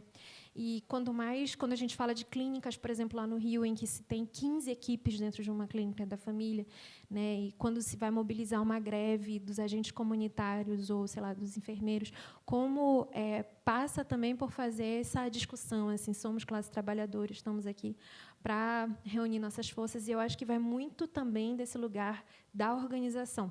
E da organização intersetorial, né, para além dos trabalhadores da saúde, mas dos trabalhadores de outros setores. Então, os espaços de fórum, e aí eu falo do meu lugar enquanto também profissional da área dos consultórios na rua, os espaços da Rede Nacional de Trabalhadores e Trabalhadoras dos Consultórios na Rua são espaços muito caros assim de bancar, mas e caros que eu digo assim, porque é difícil conseguir reunir todo mundo, mas os encontros nacionais eles acontecem como são revigorantes, assim, quando os trabalhadores conseguem se encontrar e haver essas trocas, né? Eu acho que isso é importante, inclusive, para construir outros horizontes, pautar, inclusive, as brigas que a gente tem que fazer frente às gestões, principalmente quando a gente está falando de uma precarização mesmo dos contratos, dos trabalhos, o medo de ser demitido, né? O medo de chegar amanhã e saber que, porque, sei lá, fez determinada coisa, ou falou determinada coisa, vai ser demitido. Então, assim, existe todo esse constrangimento que eu acho que, quando a gente está organizado enquanto classe trabalhadora, a gente consegue lutar de outras formas, lutar em outras frentes. Outras formas também de articulação, eu acho que a universidade, o papel da universidade ele é muito importante, o papel dos movimentos sociais ele é fundamental. Então, a articulação em território com os movimentos sociais, eu acho que sei lá, a base do nosso trabalho, né? Mas a articulação com a universidade ela também tem um lugar de potência que a gente não pode perder de vista, assim, né? E eu acho que é sempre trazer isso e pautar isso. E no caso assim voltando lá para a minha Amazônia, né?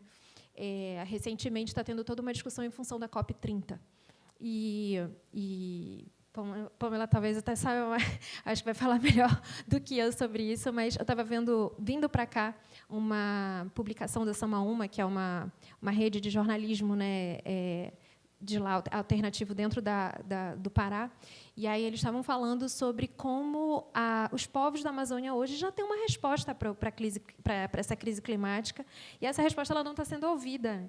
Então, há uma auto-organização de vários movimentos sociais da região, internacional, assim, da Amazônia internacional, a nível de Brasil, Bolívia, enfim, vários países que vão se organizando, e essa resposta ela não é escutada. Então, assim, eu acho que é a parte da resistência mesmo, de uma construção, a parte da resistência, e não vai ser fácil, é entender que não vai ser fácil, né? A gente está lidando com o Estado, a gente está lidando com poderes que estão aí historicamente instituídos, e são quebras de paradigma. Eu acho que a história de Pamela ela traz muito isso, essa narrativa de como ela é isso, são os corpos que estão ali na frente, e a gente não consegue sozinho, não consegue. Sempre que a gente estiver diante desses desafios da nossa saúde mental no limite, é olhar para o lado e ver com quem que a gente pode contar, né? Acho que é isso. Obrigada, gente.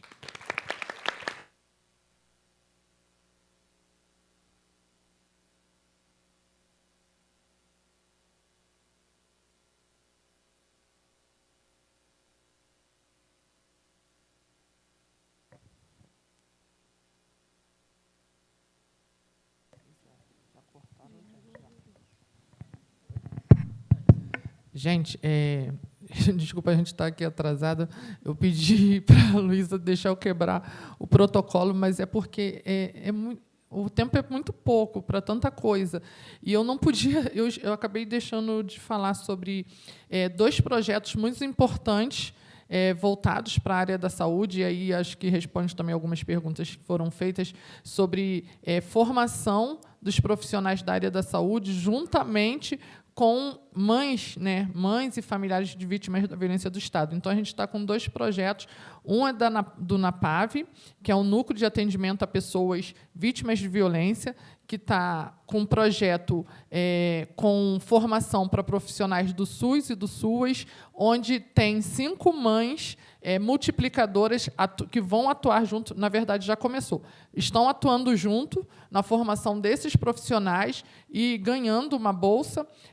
Esse projeto é do NAPAV com o apoio do Fundo Brasil. E um outro projeto que aí está sendo patrocinado pelo Ministério da Justiça é a RAAV. A RAAV é uma rede de atenção psicossocial a vítimas da violência do Estado. E a RAAV ela nasce após a chacina do Jacarezinho, né, devido à grande quantidade de vítimas letais naquele momento e da grande busca por atendimento psicológico para as mães, filhos, enfim, para todo o núcleo familiar, que era muito grande naquele momento. A Defensoria Pública, que era quem estava atendendo aquelas vítimas, e outros grupos clínicos se viram tendo que pensar e rever formas de conseguir alcançar tantas pessoas ao mesmo tempo. E isso também foi levado para a Defensoria através das mães, né, de vítimas, dos movimentos. Então, a gente, todos juntos, conseguimos que o projeto da RAAV se tornasse uma realidade. E a RAAV ela é formada por 12 grupos clínicos políticos vinculados à UERJ, à UF, à UFRJ e à PUC-Rio. E também a grupos da sociedade civil organizada, a Fiocruz e instituições de direitos humanos.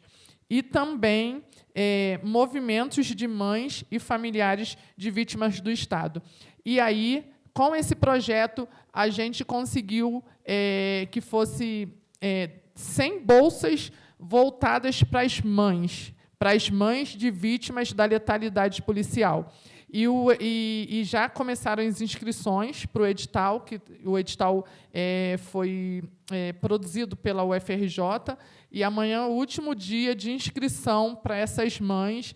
E é isso, a gente tá no sofrimento, mas a gente está na luta por justiça, por reparação, por memória, por uma nova construção de vida, mas a gente não está de braços cruzados, a gente está lutando. E também construindo políticas públicas.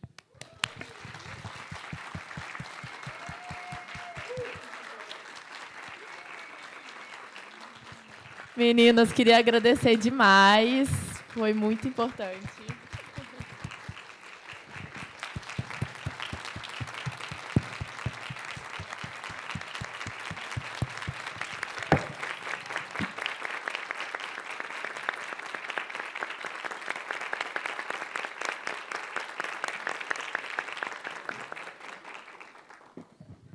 Meninas, queria agradecer muito a presença de vocês, foi muito importante todas as falas. Agradecer também quem veio e contribuiu com os comentários, com as perguntas, sobre a questão da gente construir junto com a ANFAC, que a gente já está levando para as outras pessoas, para a gente pensar não só no próximo congresso, mas em outras ideias e de projetos para a gente fazer junto. E muito obrigada.